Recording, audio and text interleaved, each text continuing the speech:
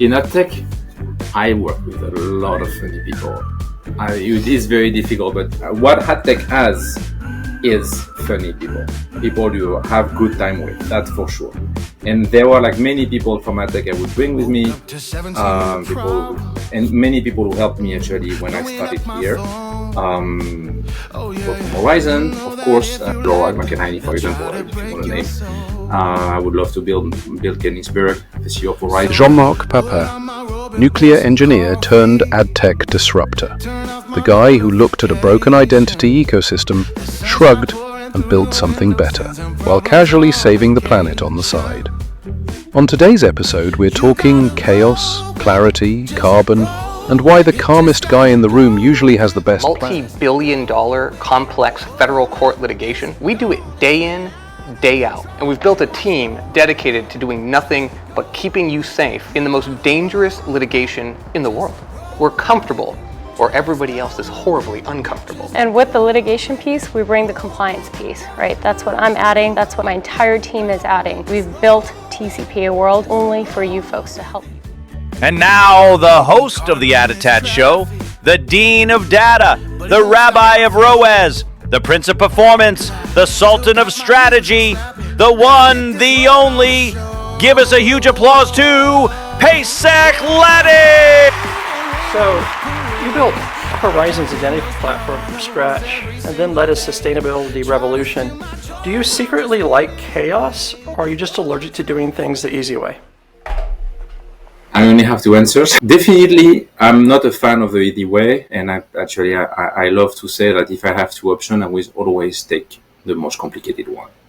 And people who know me will definitely agree with that. Now, enjoying chaos, neither, Now, the chaos has a lot of benefits, right? And what I've seen is the chaos, especially in organizations where you have the chaos, it can be processes are not defined, job positions are not well defined either. People don't know what to do, or the systems are not completely stable. The chaos generates creativity, generates innovation, and also make people accountable. And even more than this, make people feeling owners of the situation, of their own, which is about accountability, feel owners of their own jobs. I have an example of an organization which is the first company I worked for, which is Accenture. I worked during nearly 10 years there. The company was perfectly functioning. There was no flaws, anything. All the systems were perfect. And it's honestly, when I moved to more normal companies after this, it was a little bit alienating. And I understood that the chaos is necessary to keep people engaged, keep people on their toes, and also keep innovation and motivation. And I think secretly, I may enjoy chaos because it creates opportunities. And when we started actually at our Blue platform, and we started with a simple data project, and it evolved in identity resolution platform. It's because there was a little bit of chaos, right? We said, okay, we have to address that business problem. That advanced analytics team doesn't have the data they need, so let's figure it out. And we have data here and there. We have a cloud platform here. Let's see how we can make things together, right? And this is what I think drive innovation also in organizations. So you always need a little bit of chaos, because otherwise you can't move. And that's my answer to this.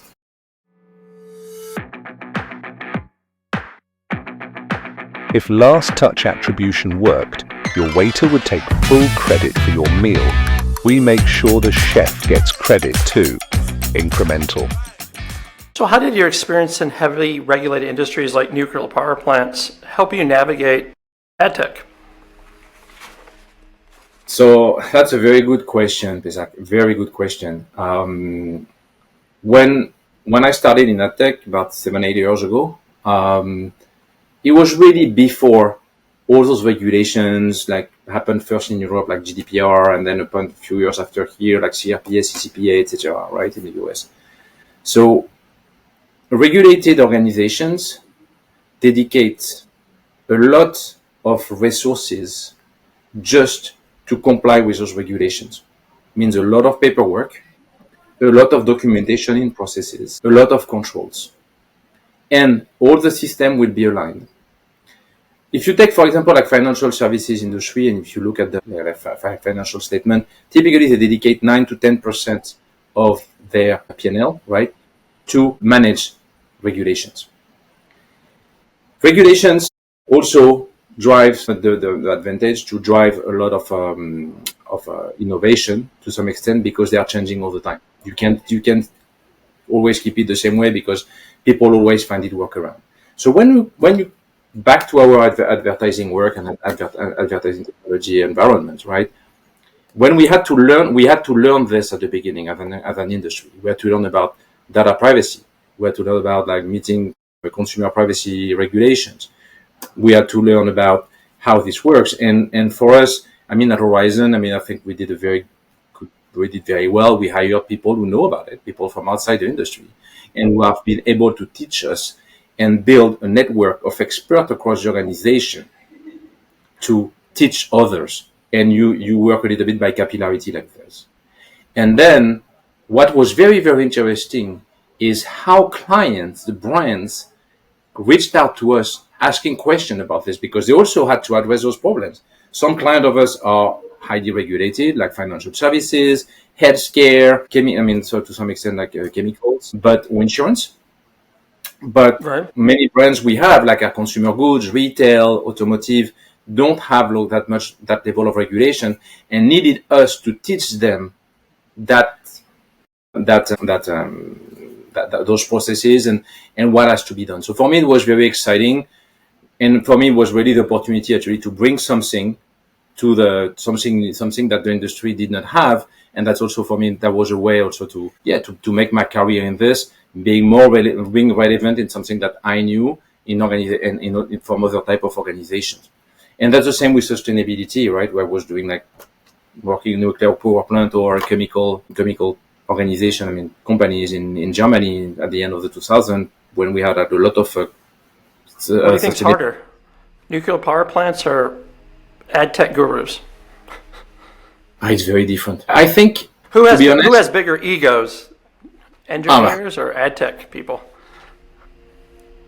Adtech people have a big ego because they are creative and they are more entrepreneurs, right? And they are.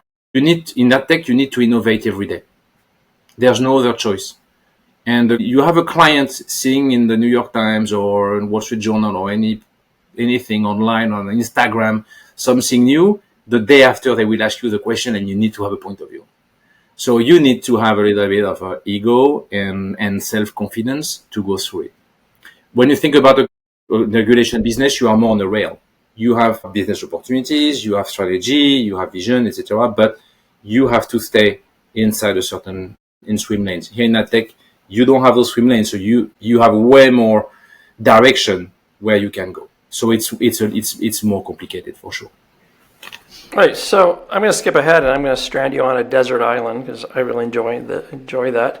You said that your family would be your first pick on desert island. That's adorable, but I'm going to actually challenge that. What if the island also had a canned jury, a bad Wi-Fi signal, and a rogue AI named Barry? Who is your survival squad then? So you say the roads. Can you repeat the options? A rogue AI named Barry, a jury from Cannes, and a bad Wi-Fi signal. Bad Wi-Fi, and who will be? Who's your survival squad on that island? I don't believe it's your family. Why not? I think it can be. It depends a little bit what you want to achieve when you get to the island, in my opinion. Okay, so who would you trust to purify the water, build shelter, and tell a bedtime story without lying about metrics? And industry names are welcome. We're going to judge them anyways. All right, so here I think if you take people from the industry, when you come on a desert island, you need to be very, very resilient and creative, right? Because you will be by default on something that you don't control. I understand the question. You can have AI, Okay, good. That would find answer to some questions. Bad Wi-Fi, it will be, connected to the AI anyway. Or a jury for Can. I'm not sure the jury will be very helpful because we need doers and not people who are criticizing, right? I don't know any jury member from Can or not people I want to talk about today. So you mentioned needing someone to maintain group morale. Who's the funniest person you worked with in AdTech? In AdTech, I work with a lot of funny people. It is very difficult, but what AdTech has is funny people. People you have good time with, that's for sure. And there were like many people from AdTech I would bring with me, many people who helped me actually when I started here. People from Horizon, of course, Laura McEnany, for example, if you want to name. I would love to build Koenigsberg, the CEO of Horizon, but I would also bring people from our partners at TransUnion, for example, and people from SSPs, Benoit Skinazi, who is a great leader in green tech. I think Brian O'Kelly is always interesting to listen. He's very entertaining, and his team. So there are like many people I would love to bring with me, right? Because, and I think that the point in common with all those people is they kind of enjoy the chaos. Actually, we are back to the previous question.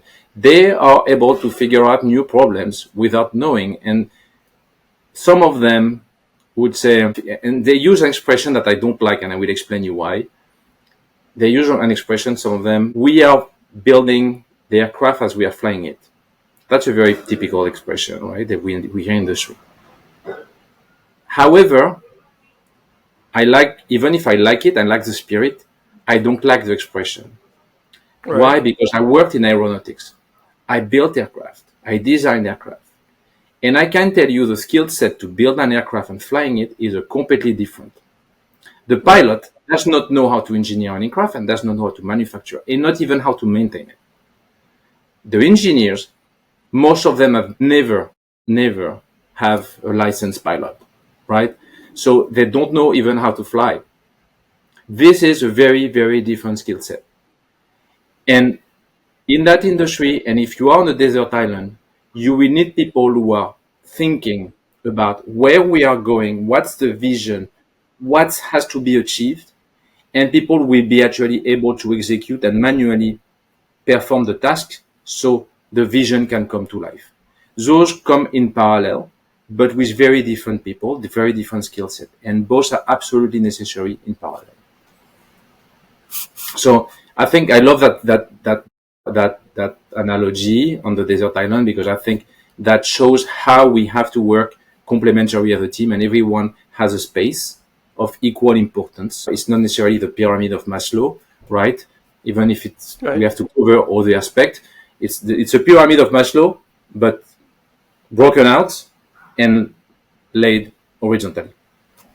So who's the person you wouldn't want on your island, even if they promise to make you organic, low-emission pina coladas? I don't want people who are skeptical. Anyone who is skeptical. Anyone who does not believe in the vision. You don't want pessimist people. Right. And after 6 months on the island, you discover a rival tribe made up of entirely ex-agency pitch consultants. What is your strategy? Strategy? Make alliance. Make an alliance? It's always it? You don't intimidate them with... No, because, we have two ways to see it, right? The analogy of the desert island, I think I like it, right? We are here, we are working in the marketplace, we are competing in the marketplace, right?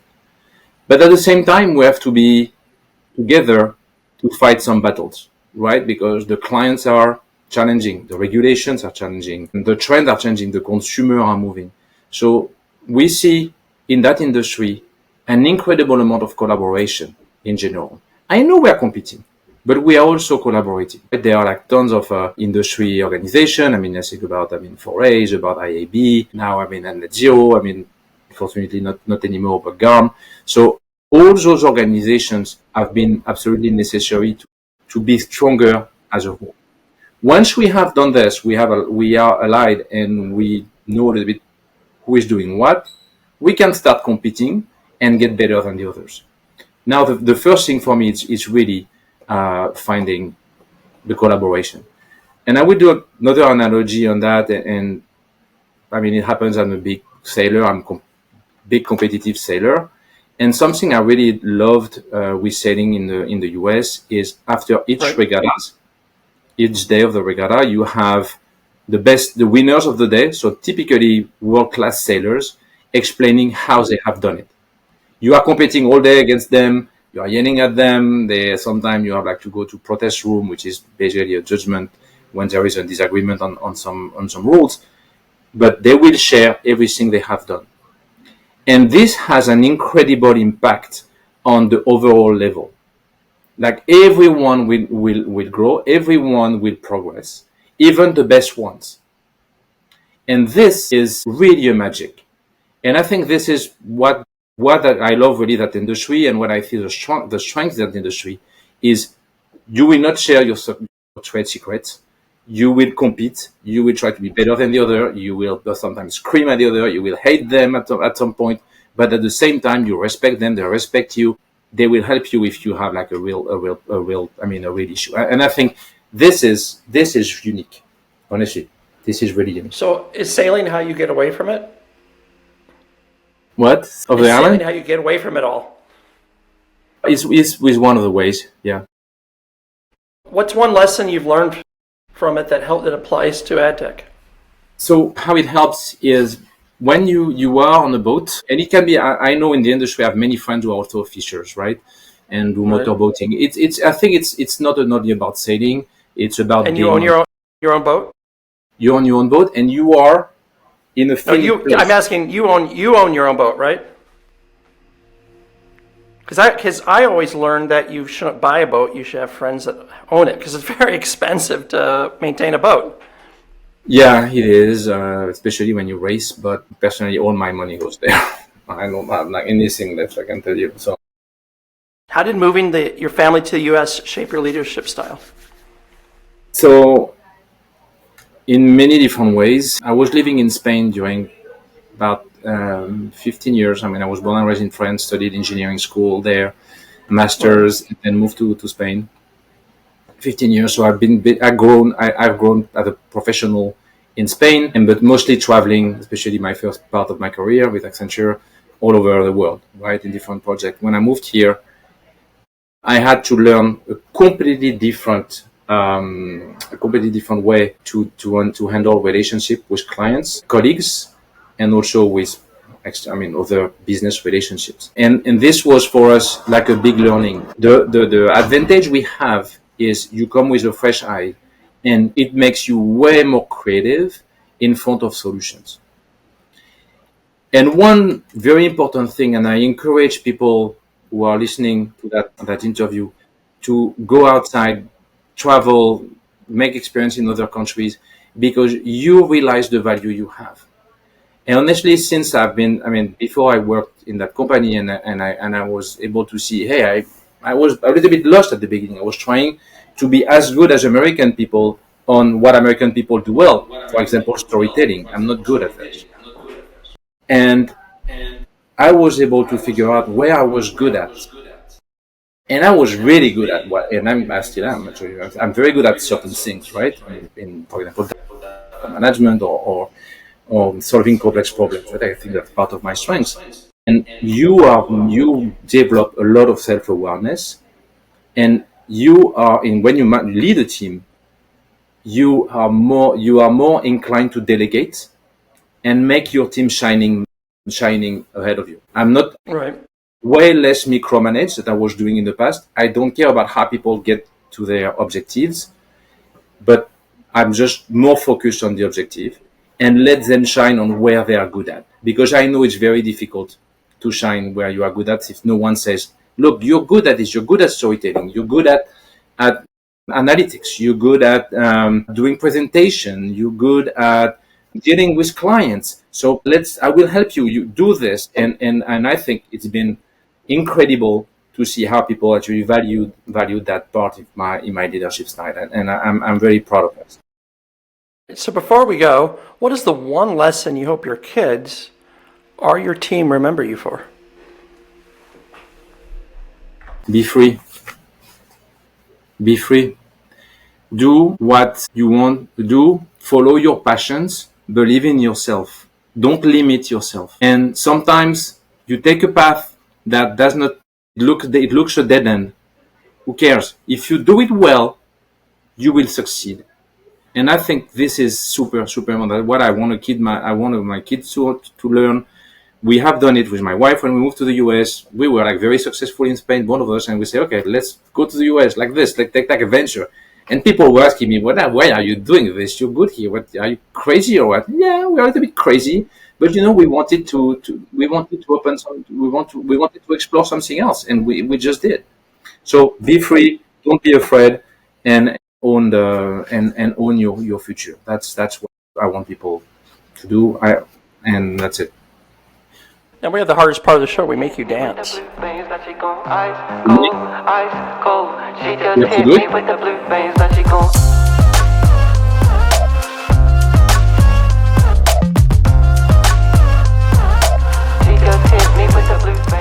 That's a wrap for this episode of the ADOTAT show, and if your brain isn't buzzing with ideas, regulation nightmares, and the urge to rebuild your entire data stack with duct tape and moral clarity, you weren't paying attention.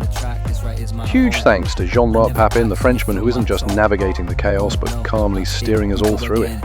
Identity, sustainability, rogue AIs, desert islands, and enough real-world wisdom to shame most TED Talks. Jean-Marc, merci. You're not just solving problems, you're showing us how to think again. And of course, deep gratitude to our sponsors, Troutman Amin, LLP. Because great legal partners don't just read the fine print, they help you rewrite the damn thing. Incremental, the ones helping marketers figure out what actually works, not just what looks pretty on a dashboard. We'll be back next week with more brutally honest, occasionally ridiculous, and always unfiltered conversations that get to the heart of this industry. Next week, Avrami Prengler of AP Marketing, talking about marketing to the Orthodox Jewish community. Until then, stay bold, stay curious, and know more than you did yesterday. You're late, look at my face.